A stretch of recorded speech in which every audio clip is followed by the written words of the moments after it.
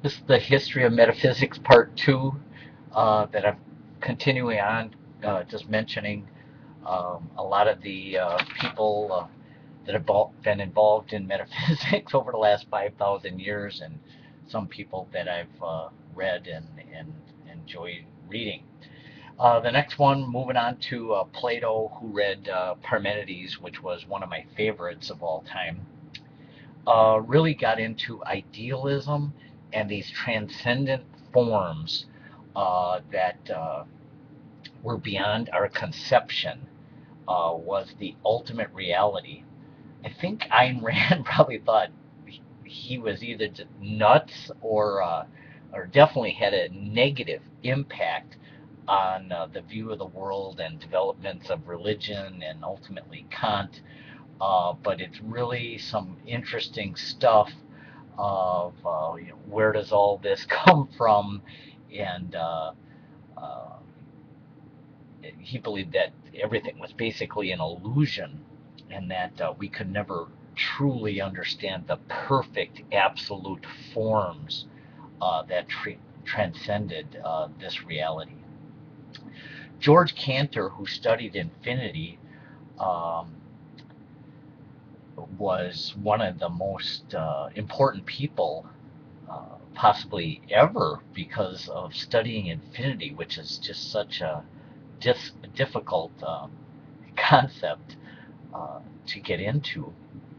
There's a lot of paradoxes that develop with infinity, the hotel paradox, and it's just so many are just based on infinity.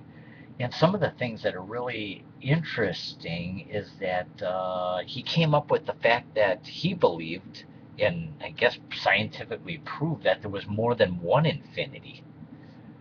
So that was just kind of difficult. Probably an infinite amount of infinities. So just difficult to get your mind around. F.H. Bradley is one of my favorites. He wrote Appearance and Reality, and also a Metaphysics of Existence. Um, he attempted to come up with an absolute theory which did not involve relativity or paradox.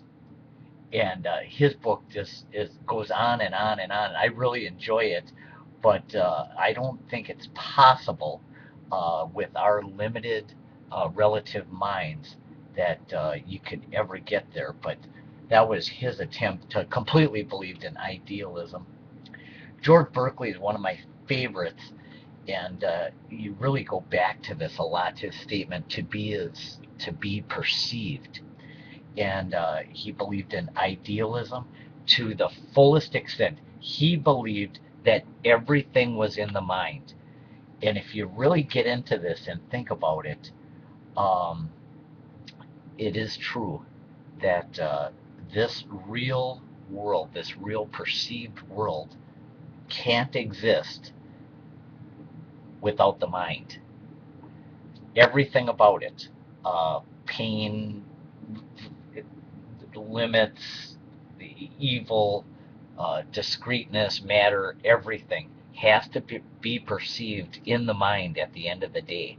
So that's really something interesting. And at the end of the day, um, is true.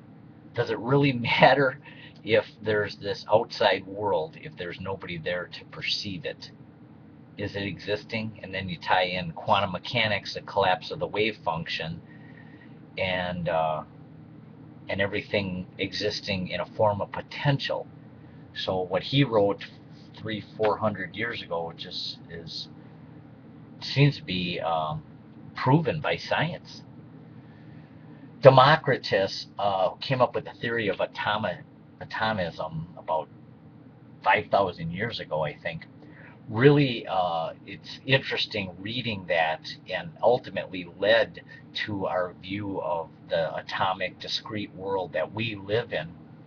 And his writing is really good, because not only does he talk about the atomism that we perceive and live in, but also that the void, the existence of the void which the real world sits in, is just kind of some amazing reading. John Paul Sartre is this book, Being in Nothingness, is really long, as I mentioned before, 800 pages, and the three states of being that we went through in other videos, the real world that we live in, the mind being another state of being, and then a nothingness, a third state of being. And that it's through the conscious mind that we're able to conceive of a nothing. And it's the fact that we are able to conceive of that nothing that then we can realize our being as a something. And that's kind of a yin-yang, Alan Watts Zen kind of belief that how can there be being without non-being, up without down. And it is really true, and just amazing if the more you dig into that. Brian Greene came up with string theory and the elegant universe, which is awesome.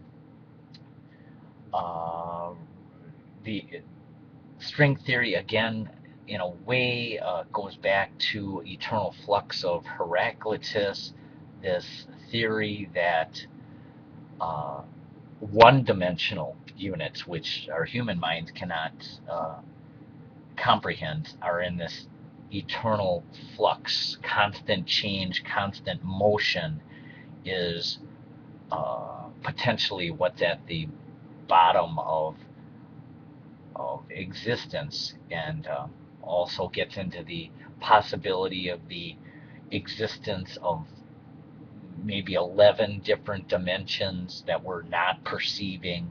So this is really some amazing stuff, and it'll be interesting as the years go on if some of this really does bear out and can be proven through computers and modern science and so forth. Immanuel Kant wrote Critique of Pure Reason, and we did a video, several videos related to that. And at the end of the day, he believed that the human mind was so limited that it could never understand the true transcendence of nature. So that's kind of going back to what Plato believed. And Ayn Rand hated Immanuel Kant, believes that he was like this evil person and had a lot to do with verifying religions and ultimately the state controlling the masses through this lie of God exists and you're going to burn in hell if you don't do what we say, and a lot of different things. But this was a very complicated scientific system that he put together of how to understand knowledge, and it's very complicated and long to get through. Max Planck is somebody that people don't really know, that is one of the most important people in history, because he came up with and proved that our perceived world was discrete. Prior to that, there was always this argument of, is the world discrete? Is it continuous? How are we perceiving the world? In 1900, when he came up and proved that, and his concept of H, that waves, a wave-particle duality, are moving in these discrete units in variables of this H variable to the universe, and that is the world in which we lived and understand and can perceive. And he believed that below these minimal Planck units of time, space, that there was no understanding, or that time and space and existence really do not exist below Planck units. And this is really an amazing fact if you get into that, that there is if you were looking for a discrete unit, the smallest unit of our perceivable universe, really a Planck unit is it. Um, that would be the simple parts.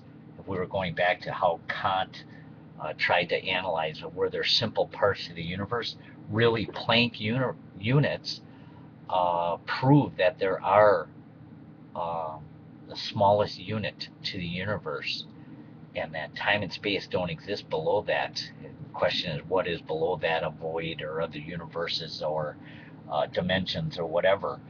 But he's one of the most amazing people that ever lived. Charles Seif wrote the book Zero Biography of a Dangerous Idea. Absolutely hilarious book. Crazy, getting into the relationship of zero and infinity and how they merge and so forth. I really enjoyed that book a lot. Paul Davies is a physicist that really gets into the study of time, and he is a realist. He tries to come up with real answers in the perceived world of how we can explain the universe, and I enjoy listening and reading his stuff. He does not believe in a transcendent God or something comes from nothing. He believes that there is an explanation in this universe uh, to why all this exists, and he keeps pounding away at that. Uh, he did come up with this one theory that I really enjoyed listening to, was that even the past may not be settled yet. The past may not be fully settled. So I thought that was really interesting when you get into quantum mechanics and how we're always really perceiving into the past, because any amount of time that we're viewing into the past to view matter or existence always is viewing in the past, really. In a way, it's not perceiving in the current moment of time. Joseph Mazur is a mathematician professor that wrote the motion paradox and tried to revive the Zeno paradoxes. Yeah, really amazing that a mathematician currently living and teaching today in our universities would go back to that, the Zeno paradoxes, and try to revive that. Um, Again, which proves this calculus is not going to get to the bottom of Zeno's paradoxes as it exists today, because calculus is always approaching a limit, and that's what Zeno paradoxes were all about.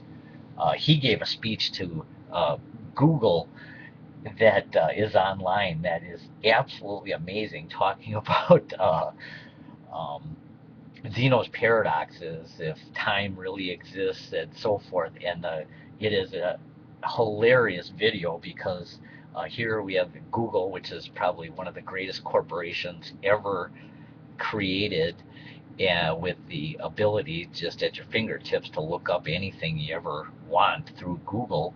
And this guy is talking about, does time really exist? So that was amazing.